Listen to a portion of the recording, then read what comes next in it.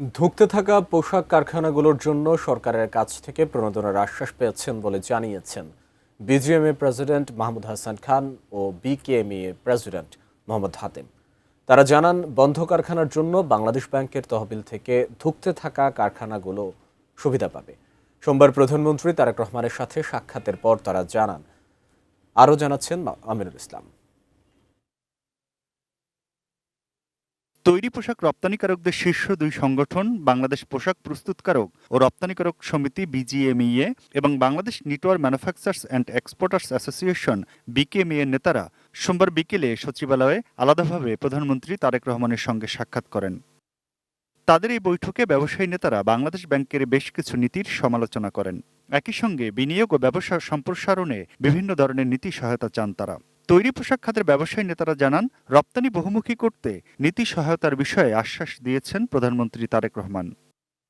BGME president Mahmoud Hasan Khan জানান, ব্যবসা বিনিয়োগ সহজ করতে কোন কোন ক্ষেত্রে নীতি সহায়তা প্রয়োজন তা লিখিতভাবে দিতে বলেছেন প্রধানমন্ত্রী। রপ্তানিকে ইতিবাচক ধারায় আনতে হইলে যে কোনো পলিসি সাপোর্ট লাগলে উনি দিবেন। আমাদেরকে সঠিক পলিসিটা তৈরি করার ক্ষেত্রে সরকারকে সহায়তা করতে হবে। বিকেএমই প্রেসিডেন্ট মোহাম্মদ হাতেম জানান, রপ্তানি বহুমুখীকরণের উপর প্রধানমন্ত্রী জোর দিয়েছেন। রাজশাহীতে থাকা সরকারি রেশম শিল্প কারখানা বেসরকারি খাতে ছেড়ে দেওয়ার পরিকল্পনার কথাও জানান তিনি। বন্ধ কারখানাগুলি চালু করছেন, এটাকে সাহসী উদ্যোগ, কিন্তু পাশাপাশি আমরা বলেছি চলমান ফ্যাক্টরিগুলি যে বন্ধ হয়ে যাচ্ছে এটা কিন্তু ব্যাংকগুলির চরম অসহযোগিতা, তারপরে রং কিছু পলিসি বা পলিসির কোথাও কোথাও কিছু ঘাটতির কারণে এইগুলি বন্ধ হয়ে। এরপর লবণ চাষীদের জীবনমান উন্নয়ন সংক্রান্ত এক সভা হয় প্রধানমন্ত্রী তারেক রহমানের সভাপতিত্বে। এই বৈঠক শেষে স্বরাষ্ট্রমন্ত্রী সালাহউদ্দিন আহমেদ জানান, দেশে লবণ শিল্পের স্বয়ংসম্পূর্ণতা অর্জন এবং স্থানীয় লবণ চাষীদের স্বার্থ রক্ষায় সরকার উৎপাদন খরচের সঙ্গে সামঞ্জস্য রেখে ন্যায্য মূল্য নির্ধারণের উদ্যোগ নিয়েছে।